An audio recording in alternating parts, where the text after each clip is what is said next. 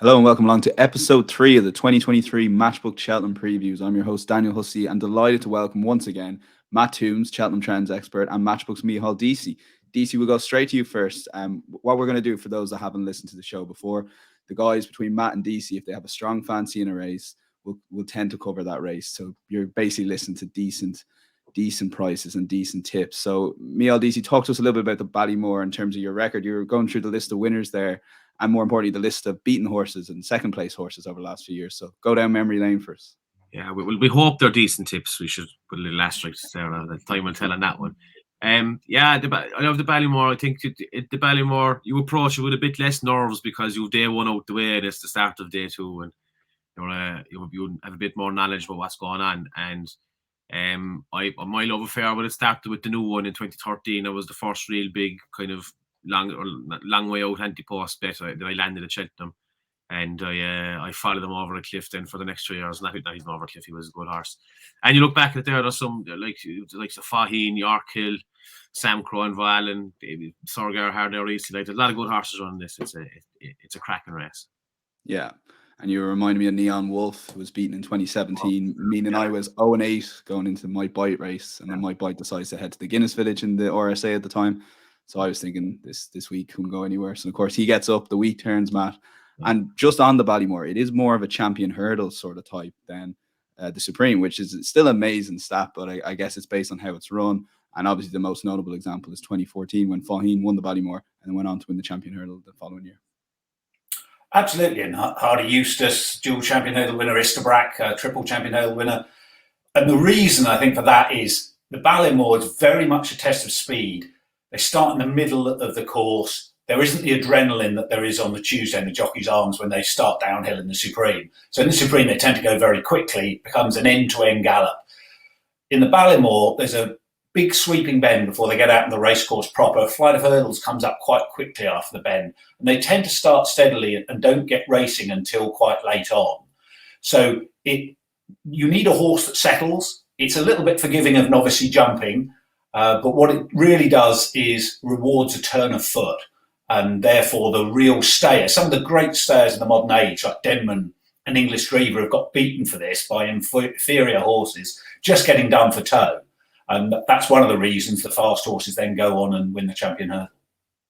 Yeah, should be fascinating. And let's see, can we find that horse in the betting? And before we do, if you are listening to the podcast, welcome along. And if you are watching on YouTube, do hit that like button and give us a bit of feedback in the comments. Let us know what races you want us to cover over the coming weeks. We'll go to latest prices and on the Matchbook Betting Exchange at the moment. Herms Allen, 4.2 favourite for the Ballymore. Impressive run in November before the Challow. Impair Pass is 5.5. Champ Cody's 10.0. Gaelic Warrior 10.5. Goodland 16.5. Facile Vega 20.0. Important to know, we're working on the basis he will go to the Supreme. You can currently lay him at around 1,000 at the moment. And in the pockets 29.0. Irish Point, American Mike in and around that price as well. So Matt, kick us off with a trend here in terms of looking at the favourite Herms Allen. So I was at the Cheltenham November meeting. I thought very impressive jumper. Just at the time, maybe at the back of my mind, this probably won't be good enough to win a Ballymore just because of the Irish horses. But I guess he's earned his place at the top of the market at the moment. And he looks a cracking prospect. I think one of the first lessons you need to learn as a punter is the difference between a horse you like, and I really like him, and a horse you want to back. Novice punters look at a race, decide they like a horse and back it at almost any price. And so even though he's a cracking prospect for the future, and his form looks good, he's bolted up in the Hyde over course and distance, third and the fifth have won in decent style since, then won the Challow, bigger field than usual, stronger looking race. Now that hasn't been a good guide. All 20 winners of the Challow, 16 if you count the renewals since the Challow became a Grade 1 that have lined up in the Ballymore have all been beaten. A lot of them have run well. 6 have finished second, 4 have finished third of the 20. So some people look at those results and say, it's just a freak stat, no Challow winners actually won. They so often run well. What would you want to win? And I'm not convinced of that because of the nature of these two races. That's why I rarely use methods like percentages of horses beaten when looking at trends. In theory, that gives you an indication of how horses run in a race, rather than just looking at the winners, P&L of which can be distorted by 1 or 2 big price scorers. All statistical methods have their downsides. And the issue with using things like percentage of horses beaten is that it can identify the types of horses that invariably run well but hardly ever win. And I think this is a good example of that. And the reason is Challows usually run on testing ground. That's the case again this season. A lot of rain at Newbury, very much a test of stamina at the trip. And we talked about how the Ballymore is very much a test of speed at the trip.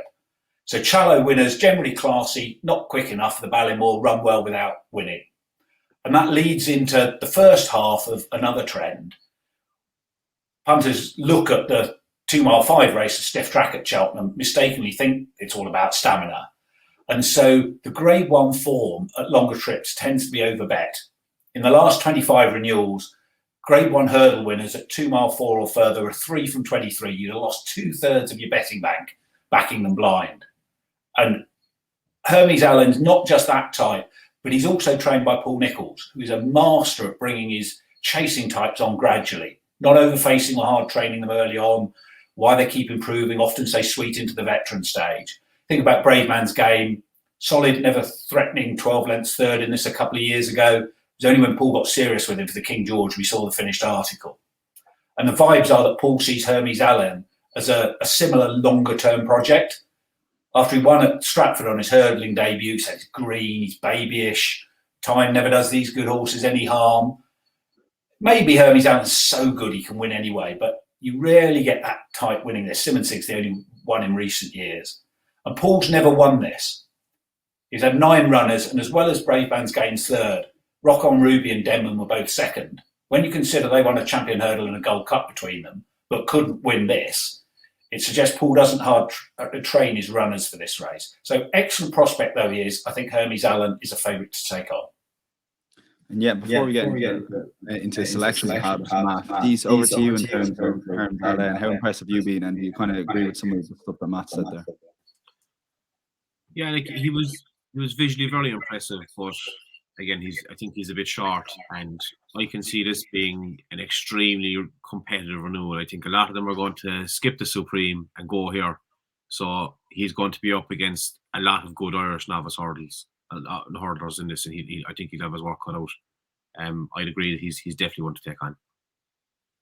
Yeah, and in the second part of the betting, or the second favourite, Matt, at the moment is Impere Pass, and I guess he's the opposite sort of horse. Willie Mullins seems to be a bit of a speed horse, which is why a lot of people were looking at the Supreme for him. But I guess the way the cards have fallen in Clough Sutton, but also the fact of some of the trends that you're about to mention, means he could be a good prospect here. Currently 5.5 or 9-2. Yes, and as you infer, with assuming Facile Vega is okay, he looks pretty clearly he is going to go for the Supreme. The Mullins bingo's a bit simpler this year, I think. Facile Vega goes for the Supreme. Almost all the other potential A-teamers who are speedy types are going to run in this, because I don't think Willie's going to want to fire good bullets at Facile Vega in the Supreme. I think Impere Pass is absolutely ideal type for this. It is maiden at Naas. The race was blighted by the last 2 hurdles not being jumped, but he spread eagled the field, looked really promising. Dropped back to 2 at a sharper track for the Moscow Flyer at Punchestown. Jumped really well there, fast and slick most of his flights.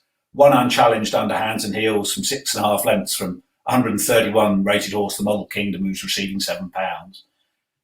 Yeah, they went steadily, showed loads of speed to go with the stamina he showed at Naas. Looks a relaxed professional type, so if they go steadily as they often do in the Ballymore, I don't think he'll be too keen. And when the pace picks up at the business end, his jumping ought to be a real asset. So the other half of that trend I was mentioning about the Grade 1 form, in those last 25 renewals, Grade 1 hurdle winners at 2 miles are 9 from 17, 85% profit backing them. Now, often emphasis that trends shouldn't be taken literally. It's the theory behind them that's crucial. And there have only been 17 qualifiers for that trend in 25 renewals, because unsurprisingly, the Grade 1 winners at 2 miles often go for the Supreme, as Marine Nationale, Timorous and Facile Vega look to be going to do this year. So the stats about Grade 1 races, they tend to be the strongest contest, but the Moscow Flyer, though only a Grade 2, often a race where Willie runs his best novice, at least an A-teamer. Duvan and Vautour won it en route to taking the Supreme. And the only winner to contest the Ballymore, Micheál Deasy, did the double. And to put that in context, since its inception in 2003, those 3 festival winners are 1 more than the Grade 1 future champions at Leopardstown at Christmas has produced. So it's a strong race. Impere Pass, very much meets the theory of graded form at 2 miles being a big pointer. He looks really quick. He has been running on soft ground, but he looks like a sound surface won't be a problem. He's not a fancy price, but value comes at all sorts of different prices. Now, it depends on what turns up, how the Mullins horses get on the opening day. But if that all pans out broadly as the market expects, I'm pretty confident Impere Pass will go off favourite for this. And rightly, he's much the most likely winner. Class tells in this. 21 of the last 25 winners have gone off 9.5 or shorter from the front four in the market. So I can see him really shortening, even though this might be a competitive field. Wouldn't surprise me to see him going off about 2.5. I think he's a good value bet anti-post now. It's an important point you bring up, Matt, because I guess we're not into Cheltenham preview season yet, but you'll hear a lot of people that maybe are new to betting, or maybe jockeys or trainers. They might say he's value against the field at 20, 30.0, but just because it's a big price does not necessarily mean it's value. And 5.5, if Imperial Pass is 2.5 on the day, could look a big, big price. Dees, over to you to kind of talk us through the sort of second tier of the market and maybe give us your selection out of those. But you've got Cham Kylie, Lawler's an ace winner, Good Land was very impressive, Leopardstown is the favourite for the Daniel Lacey. We are recording this before Saturday's racing. So yeah, talk us through a little bit of your thoughts on the race. Yeah, Cham Kylie, as you said, he won the Lawler's an ace the last day after being beaten in the Royal Band. I mean, he was backed into odds on to win the Royal Band. And he won at Galway as well last summer. Like, I'll just kind of keep an eye on the Mullins horses that run at Galway, the good maidens, because if he runs them there, they tend to go on and be decent horses. So he's an interesting one. I mean, he's got some good, like, he's beaten Brazil, he's beaten Irish Point.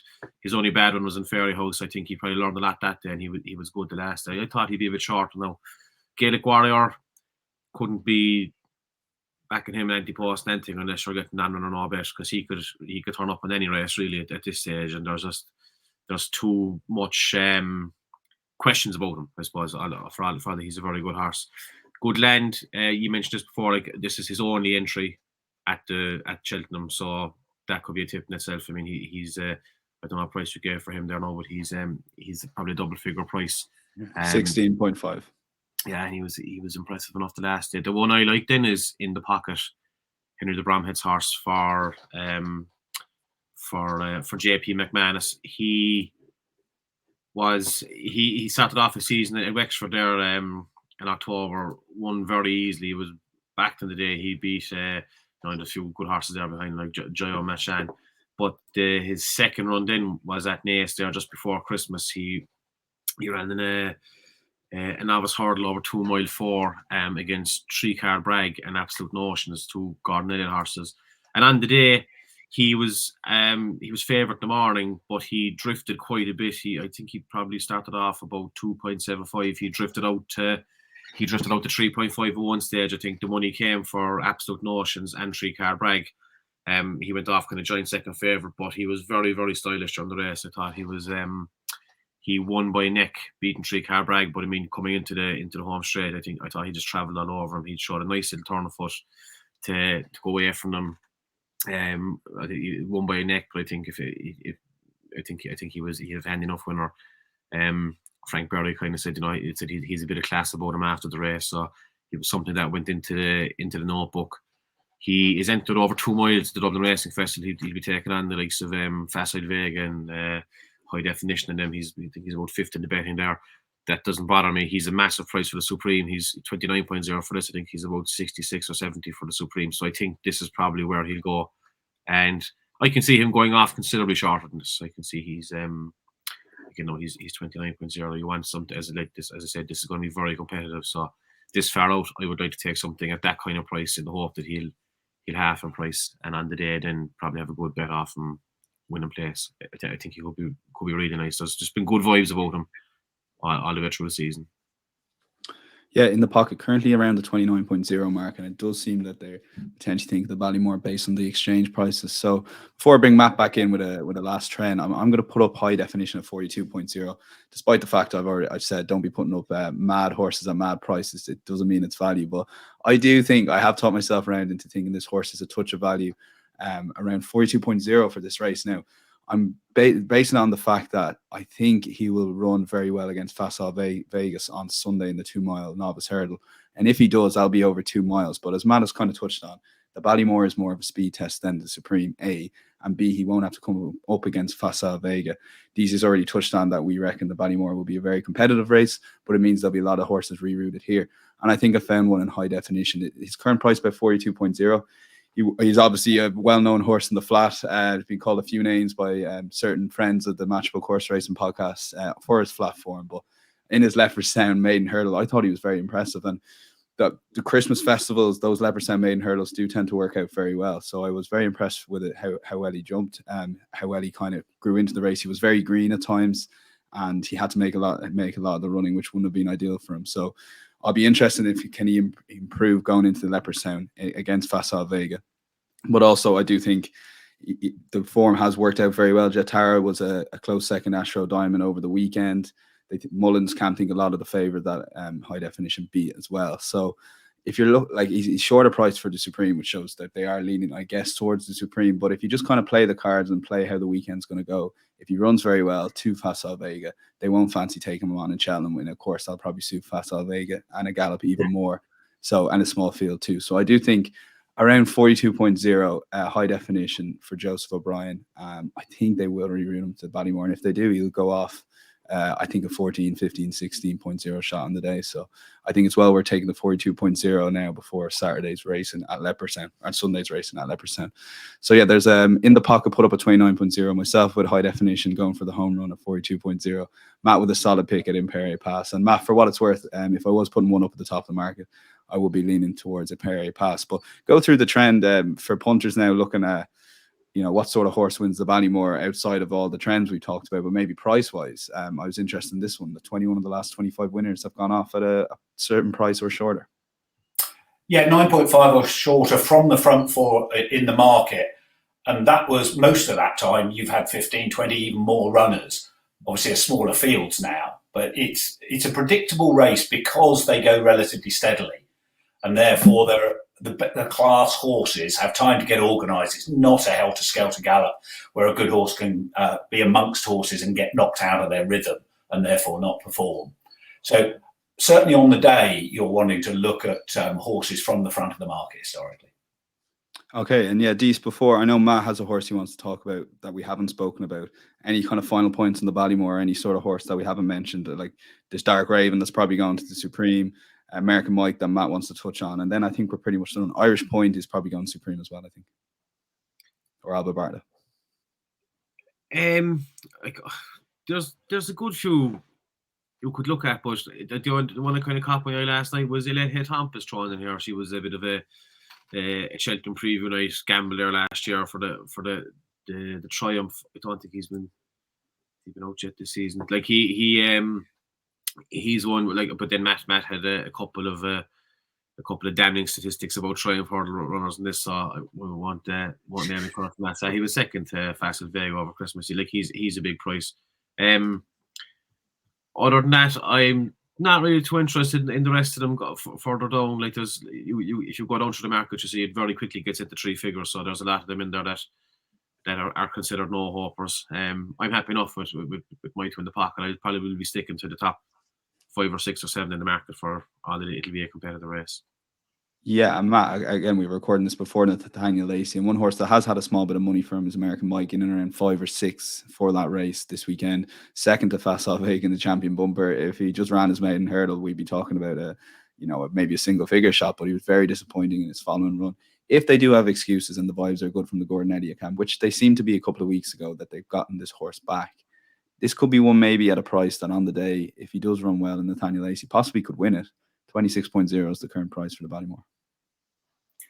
Yeah, I think you've summed it up perfectly. Gordon was really bullish at the start of the season. We think the world of him. He's pure quality, 2.5 miles, probably his trip.